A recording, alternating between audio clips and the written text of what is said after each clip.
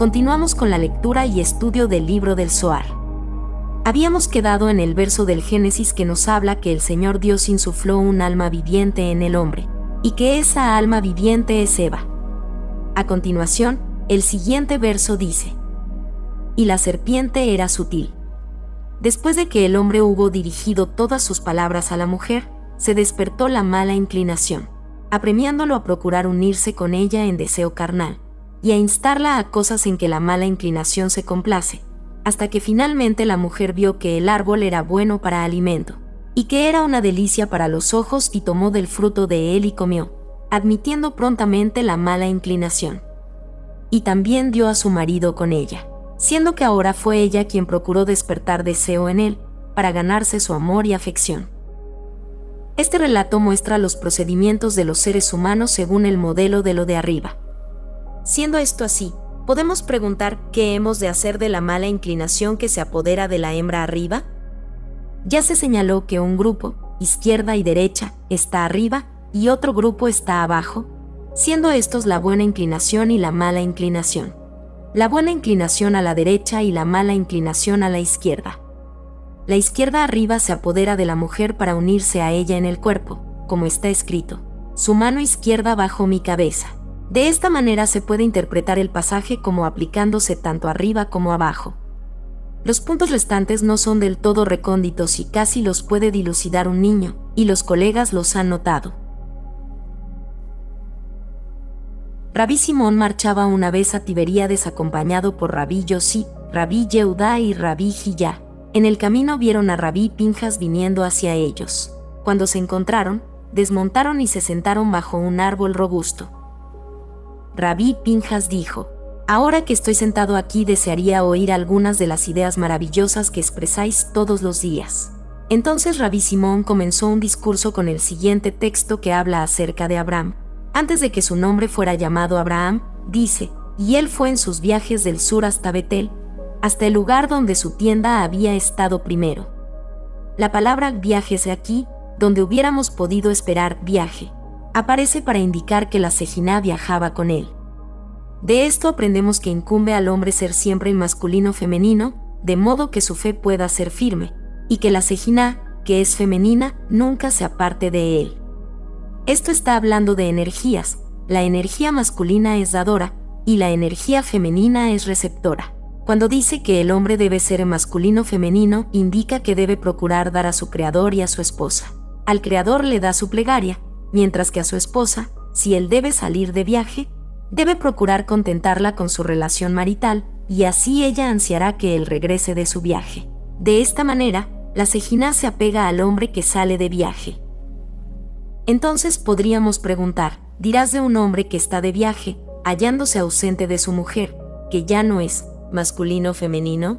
La respuesta es que su remedio es rogar a Dios antes de emprender viaje, cuando todavía el masculino está unido al femenino, para que la parte femenina le acerque la presencia de su amo. Cuando el hombre ha ofrendado su plegaria y agradecimiento, y la Sejiná permanece sobre él, entonces puede partir, porque por su unión con la Sejiná se ha vuelto masculino y femenino en el campo, como era masculino y femenino en la ciudad, según está escrito: la justicia, Sedek, el femenino de Tzadik, ha de marchar delante de él y poner sus pasos en el camino. Observa esto: todo el tiempo en que un hombre está de viaje ha de ser cuidadoso de sus acciones, para que el socio celestial no lo abandone y lo deje en situación defectuosa, por la falta de unión con la mujer. Si esto era necesario cuando su mujer estaba con él, podemos preguntar: ¿cuánto más es necesario si le está ligado un socio celestial? A lo sumo que el socio celestial lo cuide durante todo el viaje hasta que regrese a su casa. Cuando regresa de nuevo a su casa, es su deber proporcionar a su mujer algún placer, porque es ella quien le proporcionó el compañero celestial. Es su deber hacerlo por dos razones. Una es que este placer es un placer espiritual, y otra razón es que da júbilo a la Sejiná, y lo que es más, por su medio le extiende paz en el mundo, como está escrito: conocerás que tu tienda es en paz y visitarás tu casa y no pecarás. Cabe preguntar: ¿es un pecado si no visita a su mujer íntimamente? La respuesta es que es así porque con ello se detracta del honor de la compañía celestial, que se le unió por causa de su mujer. La otra razón es que si su mujer se pone encinta, el compañero celestial imparte al niño un alma santa, pues este pacto se llama el pacto del santo bendito sea. Por eso ha de ser tan diligente para procurar esta alegría del Sabbat, que es compañía de los sabios, quienes procuran su unión conyugal en viernes por la noche. De ahí, tú has de saber que tu tienda es en paz, pues la Sejiná viene contigo y mora en tu casa, y por eso, visitarás tu casa y no pecarás, al efectuar con alegría el deber religioso de la relación conyugal en presencia de la Sejiná. De esta manera, los estudiosos de la Torá que se separan de sus esposas durante los 6 días de la semana para dedicarse al estudio, están acompañados por un compañero celestial para poder continuar siendo masculino y femenino. Cuando viene el sábado, les incumbe alegrar a sus esposas en consideración al honor del compañero celestial, y procurar realizar la voluntad de su amo, como se ha dicho. Igualmente, si la esposa de un hombre observa los días de su separación, mientras ella está menstruando, durante todos esos días que él espera, el compañero celestial se asocia a él, de modo que él aún es masculino y femenino. Cuando su mujer es purificada, es deber de él alegrarla con la alegre realización de un precepto, que en este caso es la relación íntima. Todas las razones que hemos mencionado también se aplican a este caso. La doctrina esotérica es que los hombres de fe verdadera han de concentrar todo su pensamiento y propósito en la Sejiná. Puedes objetar que, de acuerdo con lo que se ha dicho, un hombre goza de mayor dignidad cuando está de viaje que cuando está en su hogar, debido a la compañía celestial que le está asociada. Pero no es así, pues cuando un hombre se halla en su hogar, el fundamento de su casa es la esposa, porque en mérito a ella la Sejiná no parte de la casa. Así han entendido nuestros maestros el versículo, y él la trajo a la tienda de su madre Sará, para indicar que con Ribcá la Sejiná vino a la casa de Isaac. Hablando esotéricamente, la Madre Suprema se encuentra en compañía con solamente el varón en el tiempo en que la casa está preparada, y el masculino y el femenino están juntos. Entonces la Madre Suprema derrama bendiciones para ellos. Análogamente, la Madre Inferior no se encuentra en compañía con el varón salvo cuando la casa está preparada, y el varón visita a la mujer y se juntan, entonces la Madre Inferior derrama bendiciones para ellos. De ahí que el hombre ha de estar rodeado por 2 mujeres, como lo está el varón arriba, siendo esas 2 mujeres su esposa y el principio femenino llamado Sejiná, que es el espíritu superior que le acompaña en mérito de su esposa en la tierra. Hay una alusión a esto en el versículo, hasta, ad, el deseo de las colinas eternas, en Génesis 49:26. Aquí, la palabra ad es el objeto del deseo de las colinas eternas, que son la femenina suprema, que ha de preparar para él y así bendecirlo. Y con ello, la hembra secundaria ha de juntarse con él y ser sostenida por él. Análogamente abajo, o sea en este mundo físico, cuando el hombre está casado, el deseo de las colinas eternas es hacia él, y así es bendecido por 2 mujeres, o también podríamos decir, por los 2 principios femeninos, una del mundo superior y una del mundo inferior. Y así el femenino viene a ser sostenida por él y unida con él, tanto en lo superior como en lo inferior.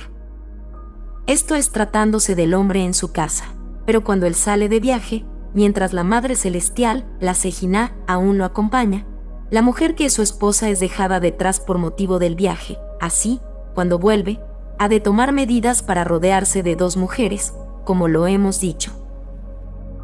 Rabí Pinjas dijo, aún los ángeles arriba no se atreverían a abrir sus bocas delante tuyo. Rabí Simón continuó diciendo, de la misma manera la Torá está situada entre 2 casas, una recóndita en lo alto y la otra más accesible. La de en lo alto es la gran voz, colgadol, a que se refiere el versículo, una gran voz que no cesa, en Deuteronomio 5:19. Esta voz está en los huecos y no es oída o revelada, y cuando sale de la garganta expresa lo pronunciado sin sonido y fluye sin cesar, aunque es tan tenue como para ser inaudible. De esto sale la Torá, que es la voz de Jacob. La voz audible sale de la inaudible. En el debido curso se le liga el lenguaje, y por obra del lenguaje emerge abiertamente. La voz de Jacob, que es la Torá, se liga así a 2 hembras, que son la voz interior que es inaudible, y la voz exterior que se oye. Hablando estrictamente, Hay dos que son inaudibles y dos que se oyen. Las dos que no se oyen son, primero, la sabiduría suprema, que se localiza en el pensamiento y no es descubierta u oída. Y en segundo lugar, la misma sabiduría cuando sale y es manifiesta, que viene a ser un murmullo que no se puede oír, llamándose entonces gran voz, que es muy tenue y sale en un susurro. Las dos que se oyen son las que salen de esta fuente, siendo la voz de Jacob y la articulación que la acompaña. Esta gran voz que no se puede oír es una casa para la sabiduría suprema. Téngase presente que casa es siempre femenino, y la articulación que mencionamos es una casa para Jacob, que es la Torá. Por eso la Torá comienza con la letra Bet, que es una Bayit, una casa para ella. Rabí Simón trazó aquí un paralelo entre la creación del cielo y la tierra y la de la mujer. Dijo, en el comienzo Dios creó, corresponde al verso, y el Señor Dios construyó el costado. Luego, los cielos se corresponde a la frase, y la trajo al hombre. Luego, la frase, y la tierra, corresponde a las palabras, hueso de mi hueso, pues esto es seguramente, el país de los vivientes. Rabí Simón hizo luego una exposición del primer verso del Salmo 110. El Señor dijo a mi amo, siéntate a mi mano derecha hasta que haga de tus enemigos tu banquete. Las palabras el Señor dijo a mi amo quieren decir que el grado superior dijo al inferior, siéntate a mi mano derecha, para que el oeste se una con el sur y la izquierda con la derecha, de modo de quebrar el poder de los paganos. O sea, que Yesod se una con Gesed, y Gesed con Geburá, y que de esa manera se aplaque el rigor. También, el Señor es el Jacob celestial, y las palabras, a mi amo, son el arca del pacto, el Señor de toda la tierra. Según otra explicación, el Señor se refiere al jubileo, mientras que las palabras, mi amo, se refieren al año sabático. En Éxodo 21:5 se dice, yo amo a mi Señor, siendo así que las palabras, siéntate a mi mano derecha son apropiadas, porque la derecha está ubicada en el jubileo, y el año sabático anhela unirse con la derecha. Cuando primero llegó a ser, el año sabático no estaba seguramente ligado al poder supremo ni por la derecha ni por la izquierda. Así, cuando trató de asegurarse, el poder supremo extendió su brazo derecho para encontrarlo y crear este mundo. Porque del lado de la izquierda no tiene base segura hasta el momento del séptimo milenio, cuando a la larga será unido a través de la derecha. Entonces el año sabático, entre la derecha y la izquierda, estará seguramente basado. Habrá un cielo nuevo y una nueva tierra, y nunca partirá de allí. Según esta explicación, debemos tomar las palabras, siéntate a mi mano derecha, como refiriéndose a un periodo específico, es decir, hasta que haga de tus enemigos tu banquete, pero no a perpetuidad, pues cuando esto ocurra, no partirá de allí nunca, como está escrito, pues te expandirás a la mano derecha y a la izquierda, estando todo unido. De manera similar podemos interpretar el texto los cielos y la tierra, como significando que la Sejina más elevada y la Sejina de más abajo se hallarán unidas en la unión de masculino y femenino, como fue expuesto en el apartado anterior. En ese momento, todos los que estaban allí sentados bajo el árbol se pusieron de pie para partir, pero Rabí Simón dijo, todavía tengo que decirles una cosa más. En un lugar se dice, pues el Señor tu Dios es un fuego que consume, y en otro lugar dice, vosotros que adherís al Señor vuestro Dios, estáis todos vivientes en este día. Los colegas ya trataron la aparente contradicción entre ambos textos, pero hay otra explicación. Entre los colegas ya se estableció que hay un fuego que consume fuego y lo destruye, porque hay una especie de fuego más fuerte que otra. Prosiguiendo esta idea, podemos decir que quien desea penetrar el misterio de la Santa Unidad, ha de contemplar la llama que sale de un carbón o de una vela encendidos. La llama solo puede salir de algún cuerpo concreto. Además, en la llama misma hay dos luces, una blanca y luminosa, y la otra oscura o azul. La luz blanca es la más elevada y sale constantemente. La luz oscura o azul está debajo de la otra que descansa sobre ella, como sobre un pedestal. Las dos están inseparablemente ligadas, hallándose la blanca entronizada sobre la oscura. De paso digamos que en esto está la significación interna de la franja azul. La base azul está a su vez ligada a algo de abajo, que la mantiene en llama y la impele a tender a la luz blanca arriba. Esa luz azul se torna a veces roja, pero la luz blanca arriba nunca cambia su color. La luz inferior, que unas veces es oscura y otras azul y a veces roja, es un vínculo de conexión entre la luz blanca a que está ligada arriba y el cuerpo concreto al que está ligada abajo, y la mantiene iluminando. Esta luz siempre consume todo lo que está bajo ella o que es puesto en contacto con ella, pues su índole es la de ser una fuente de destrucción y muerte. Pero la luz blanca que está encima de ella nunca consume o destruye y nunca cambia. Por eso Moisés dijo, pues el Señor tu Dios es un fuego que consume literalmente todo lo que hay debajo de él. Por eso dijo tu Dios y no dijo nuestro Dios, porque Moisés se hallaba en esa luz blanca de arriba que no consume o destruye. Observa lo siguiente. El impulso a través del cual esa luz azul llamea y se liga a la luz blanca viene solamente de Israel, que se le adhiere de abajo. Además, es de la naturaleza de esta luz azul consumir todo lo que está en contacto con ella abajo, aunque Israel es capaz de abrirse paso a ella desde abajo y aún seguir con vida. Encima de la luz blanca y rodeándola hay otra luz escasamente perceptible, simbólica de la esencia suprema. Así, la llama ascendente simboliza los más elevados misterios de la sabiduría. Rabí Pinjas se dirigió a Rabí Simón diciendo, «Bendito sea Dios que condujo mis pasos hasta aquí». Entonces ellos acompañaron a Rabí Pinjas en su camino de 3 millas. Cuando volvieron, Rabí Simón manifestó, «Lo que os dije antes constituye un símbolo de la unificación sagrada. La segunda letra G del nombre santo es la luz azul que está ligada a Yud-He-Vav, que son la resplandeciente luz blanca. A veces la luz azul no es G, sino Dalet, es decir, cuando los hijos de Israel no se abren paso hacia ella desde abajo de modo de hacerla arder y no adhieren a la luz blanca, entonces la luz inferior es Dalet. Pero cuando le dan el impulso a adherir a la luz blanca, entonces es G, pues donde masculino y femenino no se encuentran juntos, G es eliminada y solamente queda Dalet. Y por eso en Deuteronomio 22:15 la palabra Nahar se emplea para decir doncella, en vez de la palabra más indicada, que es Nahara, siendo que lleva la letra G al final. Y no se emplea allí porque no está unida con el varón. Pero cuando la cadena es completa, la G va a la luz blanca e Israel tiende a ella y alimenta su luz sin ser destruido. Este es el secreto del sacrificio, el Corbán. El humo ascendente inflama la luz azul, que entonces se une a la luz blanca, de modo que la bujía toda se halla alumbrando.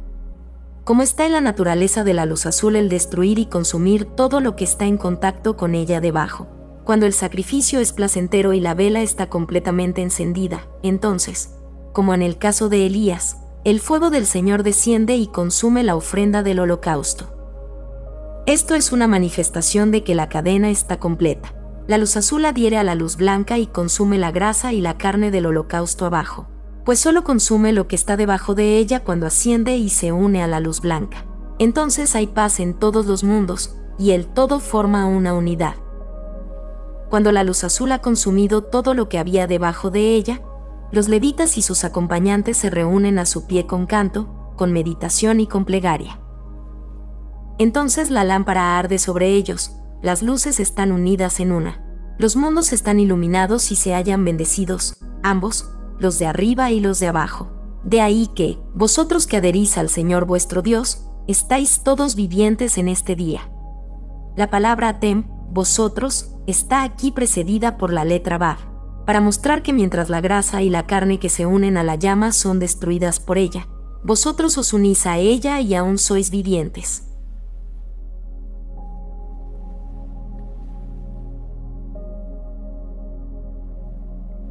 Todos los colores, excepto el azul, vistos en un sueño son de buen presagio. El azul siempre consume y destruye, porque es el árbol en que se localiza la muerte. Se extiende sobre el mundo inferior, porque todas las cosas están situadas debajo de ella son perecederas. Es verdad que también llena el cielo, y allí hay muchas cosas que son imperecederas, pero ellas están constituidas de esta luz azul, mientras que las de abajo son de material tosco y constituyen un mundo inferior sobre el cual descansa el superior. de ahí que luz azul los consume y destruye. Enseguida, se continúa contando acerca de la creación del hombre y la mujer. El verso dice: y ellos oyeron la voz del Señor Dios caminando en el jardín. Se ha de observar aquí la forma mitalej, que significa caminando, siendo utilizada en lugar de la más habitual, que es mealej. Y bien, el hombre, hasta que pecó, estaba dotado de la sabiduría de la iluminación celestial, y ni por un instante abandonó el árbol de la vida.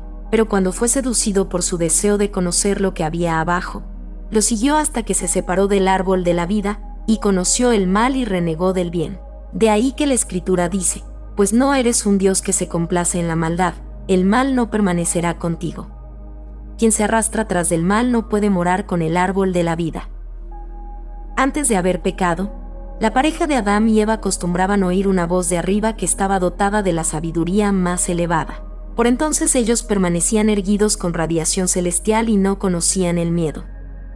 Pero cuando hubieron pecado no fueron siquiera capaces de permanecer ante una voz terrenal.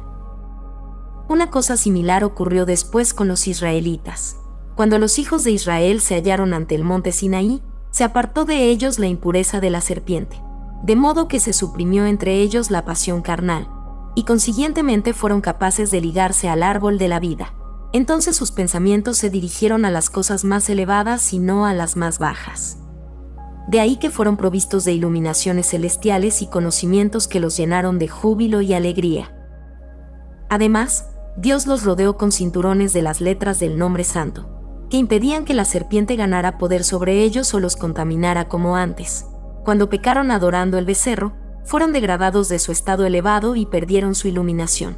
Fueron despojados del cinturón protector del nombre santo, y se vieron expuestos a los ataques de la mala serpiente así como antes, y así trajeron muerte al mundo. Después de su pecado, se cuenta que Aarón y los hijos de Israel vieron a Moisés, y miraron. La piel de su rostro brillaba, y temían acercársele. Pero antes de eso se nos dice que Israel vio la gran mano en el Mar Rojo, más exactamente llamado el Mar de los Juncos, Yam Suf, un mar donde hay una separación entre lo finito y lo infinito.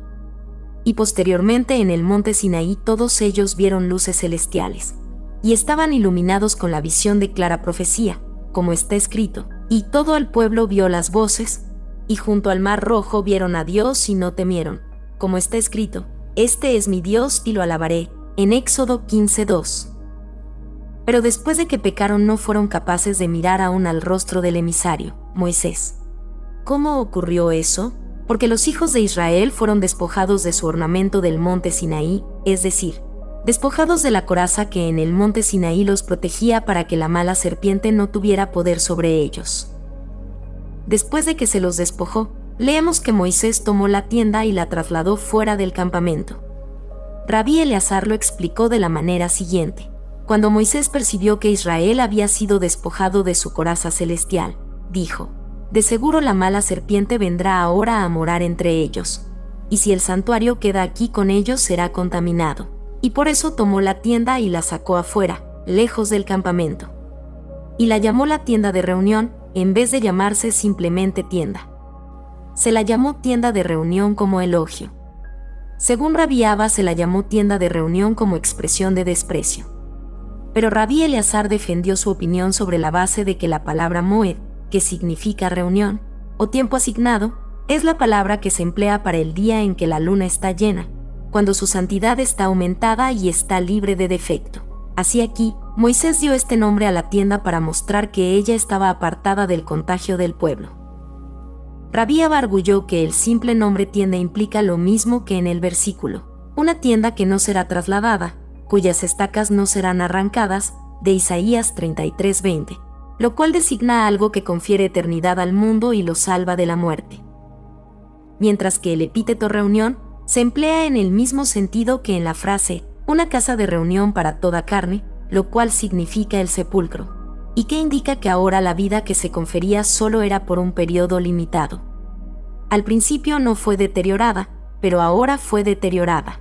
Primero, el sol y la luna estaban en unión continua, pero ahora su unión era solamente de estación a estación, moed, de ahí el nombre tienda de estación, moed.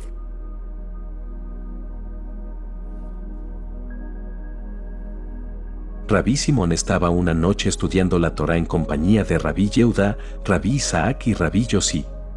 Rabí Yehudá le dijo: leemos que los israelitas se sacaron su ornamento del monte Joreb, y afirmamos que con esto trajeron muerte para ellos y una vez más se pusieron en poder de la mala serpiente, de cuyas garras habían escapado antes. Esto puede ser verdad tratándose de los israelitas, pero ¿qué hay con Josué que no había pecado? ¿Hemos de decir o no que fue despojado de la coraza que recibió con ellos? Y si no, ¿por qué murió como otra gente?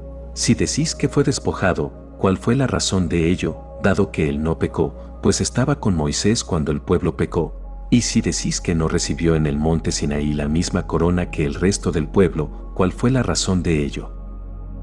En respuesta, Rabí Simón citó el texto: pues el Señor es justo, ama la justicia, es recto, los hombres verán su rostro.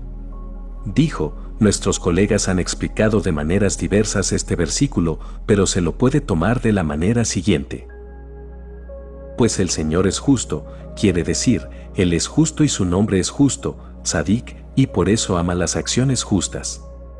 También es recto, como está escrito, es justo y recto, en Deuteronomio 32:4, y por eso todos los habitantes del mundo miran su rostro, para que puedan corregir sus pasos y seguir por la senda recta.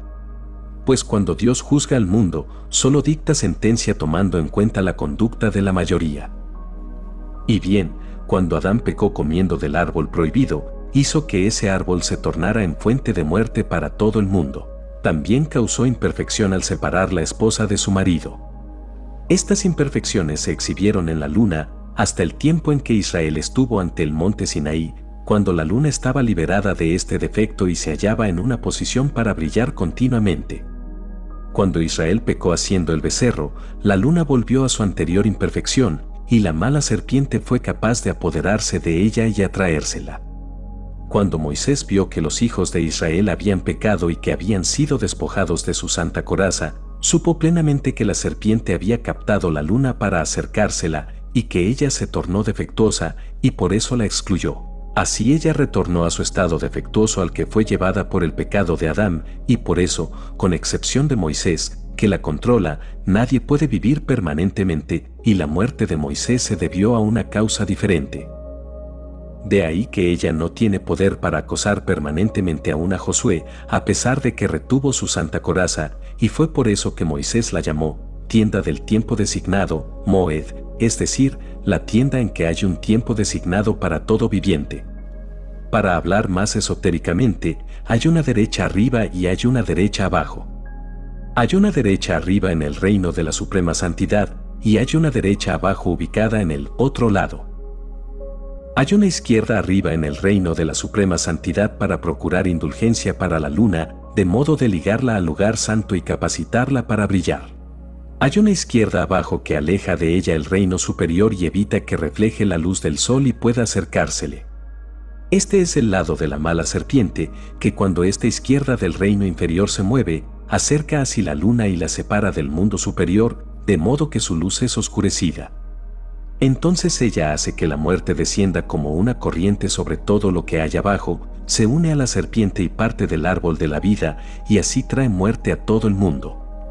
En tal tiempo el santuario es contaminado hasta un tiempo designado cuando la luna es reparada y brilla de nuevo. De ahí el nombre, tienda del tiempo designado, Moed, y de ahí que Josué murió solo por la instigación de la serpiente, que llegó a la tienda y la volvió imperfecta como antes. Este es el sentido interno del versículo, y Josué el hijo de Nun, un joven, Naar, no partió de fuera de la tienda. Aunque fue un joven, un asistente, debajo de la calificación para recibir la luz celestial, no partió de fuera de la tienda, participó de su imperfección, a pesar de que aún tenía la santa coraza. Cuando la luna se volvió imperfecta, él mismo no se libró del poder que causó esa imperfección. De manera similar, cuando Adán pecó, Dios tomó de él la coraza de las santas y brillantes letras con las que había estado rodeado. Entonces él y su mujer se atemorizaron, advirtiendo que habían sido despojados.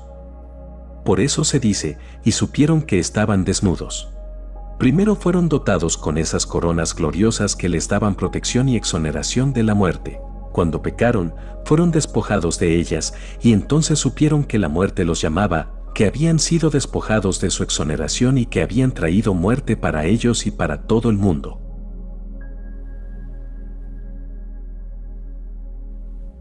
A continuación, el texto del trabajo de la creación sigue diciendo: y cosieron hojas de higuera. Esto, como ya se explicó en otra parte, significa que aprendieron toda clase de encantamientos y magia, y como se dijo, adhirieron al conocimiento mundanal.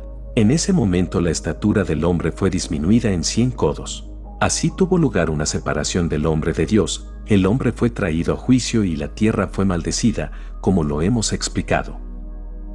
Y él expulsó al hombre. Rabí Eleazar dijo: naturalmente hemos supuesto que él es el sujeto y hombre el objeto.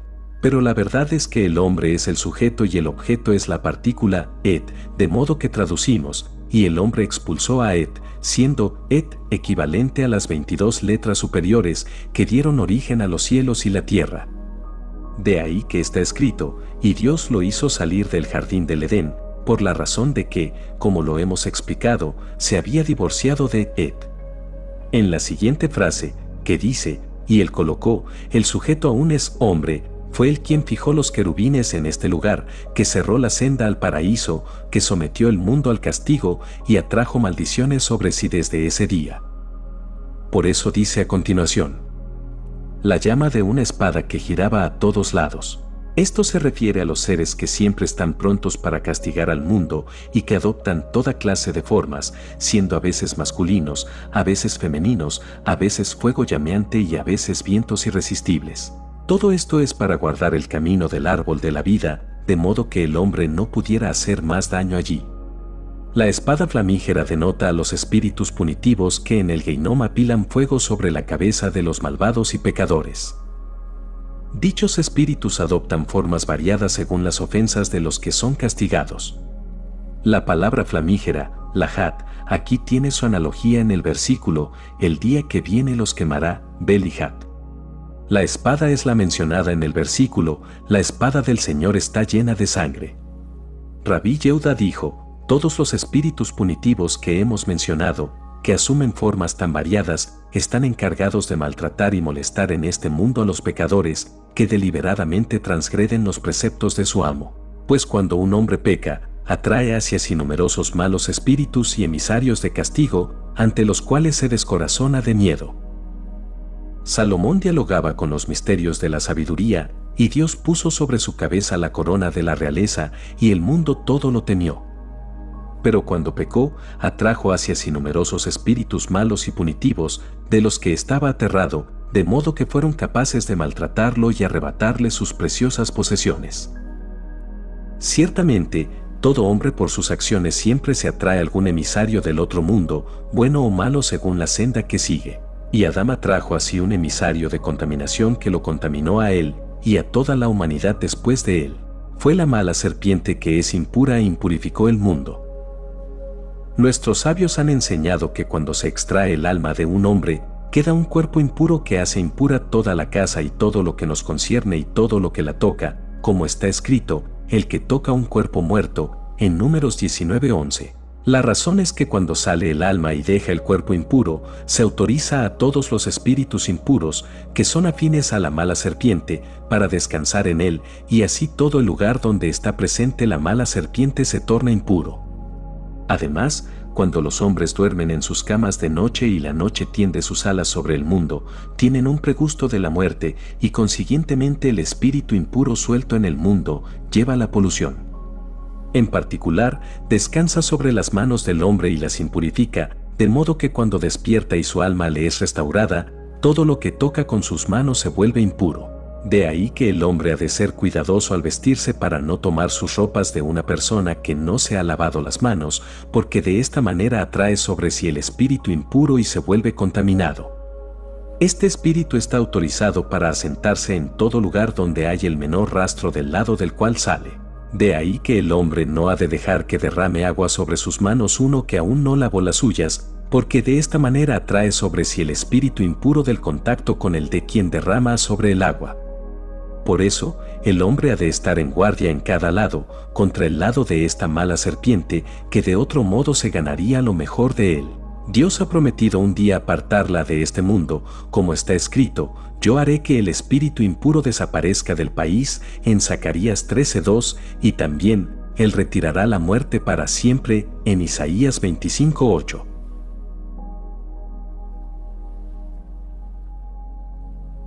Y el hombre conoció a Eva su mujer. En conexión con este versículo, Rabí Abba discurrió sobre el texto: ¿quién conoce el espíritu del hombre que asciende, y el espíritu de la bestia que baja a la tierra? Dijo, este versículo puede tomar muchas construcciones y así ocurre con todas las palabras de la Torá. Todas son susceptibles de varios sentidos, y todos buenos, y la Torá entera puede exponerse en 70 maneras, correspondientes a 70 lados y 70 alas.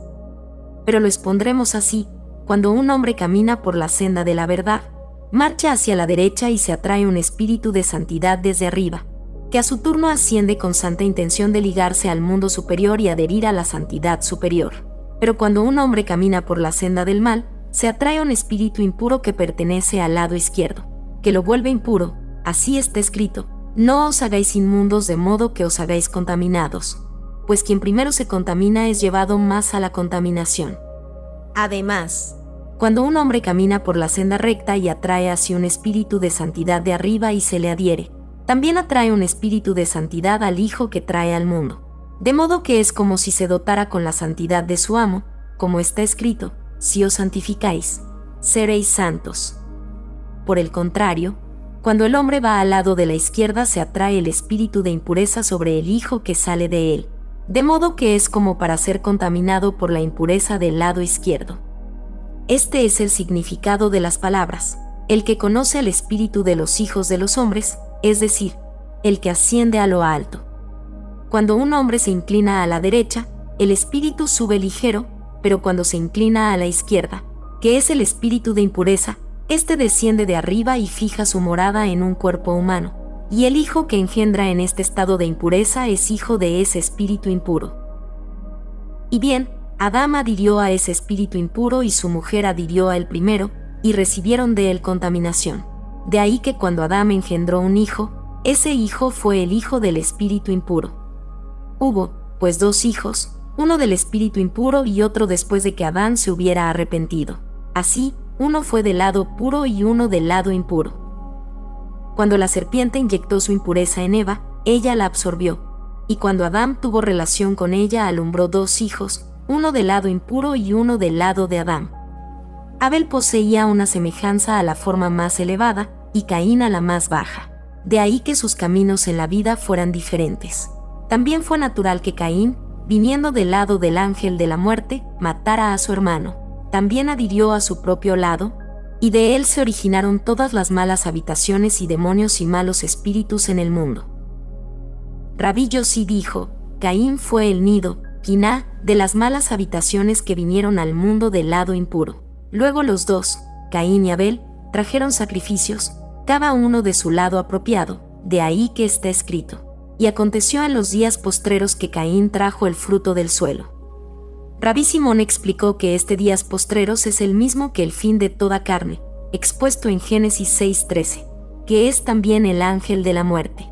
Caín trajo su ofrenda de este días postreros. Esto lo indica la expresión en el texto, donde dice, del fin, Miketz. Caín trajo del fruto del suelo, y esto es paralelo a la frase del fruto del árbol, en las palabras de Dios a Adán, cuando le pide que no coma del fruto del árbol que trae la muerte. Podemos aplicar a Caín el versículo: desdichado el malvado, le será mal, pues le será dada la retribución de sus manos. La retribución de sus manos se refiere al ángel de la muerte, que es atraído a ellas y adhiere a ellas para matar o impurificarlas. Entonces Caín ofreció del lado apropiado a él. Y Abel también trajo de los primerizos, para amplificar el lado más elevado que viene del lado de la santidad. De ahí que el Señor tuvo respeto a Abel y su ofrenda, pero no tuvo respeto a Caín y su ofrenda, es decir, Dios no la aceptó y por eso Caín estuvo muy iracundo y su presencia se derribó, porque su presencia no fue recibida por ser del lado de la izquierda. Por otra parte, Dios recibió a Abel y por eso está escrito: y aconteció cuando se hallaban en el campo. La palabra campo es aquí una designación para la mujer. Caín estaba celoso de la hermana melliza que nació con Abel, la cual era el alma gemela de Abel para que trajeran descendencia. Esto lo sabemos de acuerdo a la interpretación que dimos de las palabras de Génesis 4:2, donde se dice respecto de Eva, y otra vez dio a luz, estando allí el nombre Abel precedido por la palabra Et, que designa a su compañera y alma gemela. Después de que ambos llevaron su ofrenda está escrito, cierto es que si bien hicieres, será aceptado. La palabra, aceptado, como nos dice Rabí Abba, significa, subirás arriba y no descenderás abajo. Rabí Yossi dijo, aceptamos esta explicación, que es buena, pero también he oído otra, la cual es, esta ligadura del espíritu impuro partirá de ti y te dejará, y si no entonces, el pecado yacerá a la puerta. Puerta significa el tribunal celestial, que es la puerta por la que todos entran, como está escrito, abre para mí las puertas de la justicia, en el Salmo 118:19. El pecado yacerá, significa que el hado de impureza que adhería a ti fue atraído a ti a la espera de exacto castigo. Rabí Isaac dijo, cuando Caín quiso matar a Abel, no sabía cómo hacerle entregar el espíritu, y lo mordió como una culebra, como lo explicaron nuestros colegas. Entonces Dios lo maldijo y vagó por el mundo sin ser capaz de encontrar un lugar de reposo, hasta que golpeándose con las manos la cabeza, se arrepintió ante su amo. Entonces la tierra encontró para él un lugar en uno de sus niveles más bajos. La tierra encontró un lugar para él en cierto nivel más bajo, como está escrito, mira, en este día me has arrojado de la faz del suelo, implicando que fue expulsado de la superficie, pero no del subsuelo. El nivel en que encontró un lugar de reposo fue Arca, de cuyos habitantes está escrito, esos perecerán de la tierra y de debajo de los cielos. Se fijó allí su habitación y esto es lo que significan las palabras, y él residió en el país de Nod, al este de Edén. Desde el tiempo en que Caín mató a Abel, Adán se separó de su mujer. Dos espíritus femeninos acostumbraban entonces venir y tener relación con él, y tuvo de ellas espíritus y demonios que vagaban por el mundo. Esta necesidad no sorprende, porque ahora también, cuando un hombre durmiendo sueña, a menudo vienen espíritus femeninos y juguetean con él, y así conciben de él y subsiguientemente dan nacimiento. Las criaturas así producidas se llaman plagas de la humanidad, aparecen siempre bajo forma de seres humanos, pero no tienen pelo sobre sus cabezas. A ello se refiere el versículo, y yo lo castigaré con la vara de los hombres y con las plagas de los hijos de los hombres. De la misma manera espíritus masculinos visitan a mujeres y las ponen encinta, de modo que produzcan espíritus que también se llaman plagas de los hijos de los hombres. Después de 130 años, Adán volvió a sentirse atraído por deseo hacia su mujer, y tuvo de ella un hijo al que llamó Set. Este nombre simboliza un fin, estando compuesto de las últimas 2 letras del alfabeto en orden regular. Rabí Yehudá dijo, este nombre simbolizaba la reencarnación del espíritu que se había perdido, siendo de las mismas letras que la palabra Sat en la sentencia. Dios ha reemplazado para mí otra simiente en vez de Abel. Las palabras, y él concibió a su propia semejanza según su imagen, indican que sus otros hijos no eran plenamente a su semejanza, pero Set reproducía sus cualidades de cuerpo y alma. Esto concuerda con lo que Rabí Simón dijo en nombre de Rabí Yeva el anciano, que esos otros hijos fueron engendrados en impureza por la unión de la serpiente y su jinete Samael, y por eso no fueron una reproducción completa de Adán. Dijimos antes, es verdad que Abel no fue del mismo lado que Caín, sin embargo, en esto fueron afines. No estaban dotados de la plena figura humana. Rabí Yossi dijo, esta opinión surge del lenguaje del texto, que respecto del nacimiento de Caín dice, y Adán conoció a su mujer y ella concibió y ella tuvo a Caín. Y en cuanto a Abel dice, y ella dio nacimiento también a su hermano Abel. Pero de Set dice, y él tuvo en su semejanza según imagen. Rabí Simón dijo, durante 130 años Adán se separó de su mujer, y durante ese tiempo engendró muchos espíritus y demonios, por la fuerza de la impureza que había absorbido. Cuando esa impureza se agotó, volvió una vez más a su mujer y concibió ella un hijo del cual está escrito, engendró en su propia semejanza, a su imagen. Primeramente, cuando un hombre va al lado de la izquierda y camina en impureza, atrae así toda suerte de espíritus impuros, y se le adhiere un espíritu impuro y se rehúsa a abandonarlo, pues esos espíritus solo adhieren a quienes primero adhieren a ellos. Pero cuando el hombre desea enmendar su camino, Dios le ayuda para que el espíritu impuro se le aparte. Felices los justos que caminan por la senda recta, que son los verdaderamente justos. También sus hijos son bendecidos, y de ellos está escrito, y los rectos residirán sobre la tierra. Enseguida, el Génesis dice: y la hermana de Tubal Caín fue Naamá.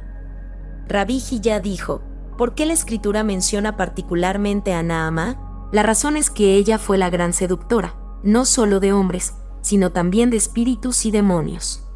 Rabí Isaac dijo: los hijos de Dios que la escritura menciona en Génesis 6:4, que eran Uzá y Asael, fueron seducidos por ella.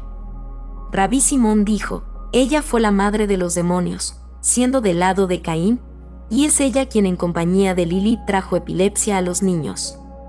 Rabí Abba le preguntó: ¿no dijiste antes que la función de ella es seducir hombres? Él respondió: así es, ella se distrae con hombres, y a veces conlleva espíritus de ellos, y ella aún existe para seducir hombres. Rabí Abba preguntó: ¿y esos demonios no mueren como seres humanos? ¿Cómo, entonces, existe ella hasta el día de hoy? Él contestó: así es. Lilith, Naamá e Igeret, la hija de Mahlat, que se originaron del lado de ellas, continuarán todas existiendo hasta que el Santo bendito sea, elimine el espíritu impuro, como está escrito: yo haré que el espíritu impuro desaparezca del país. Rabí Simón dijo luego: desdicha para la ceguera de los hijos de los hombres, todos ignorantes de cómo la tierra toda está llena de seres extraños e invisibles peligros, que si los vieran se maravillarían de cómo pueden existir sobre la tierra.